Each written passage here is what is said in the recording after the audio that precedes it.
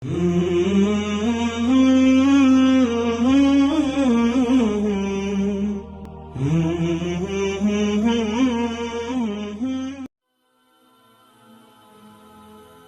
خاطر به قدر نعمتهای الله رسیدن باید به 3 مکان برویم: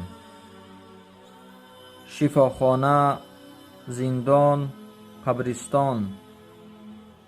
در شفاخانه می فهمید که هیچ چیز بهتر از سلامتی نیست. در زندان می بیند که آزادی کامل گرانبهاترین دارایی شماست. در قبرستان می بیند که آنهایی که پیش از ما و شما زندگی کردند امروز زیر پای ما و شما به حسرت خواب هستند.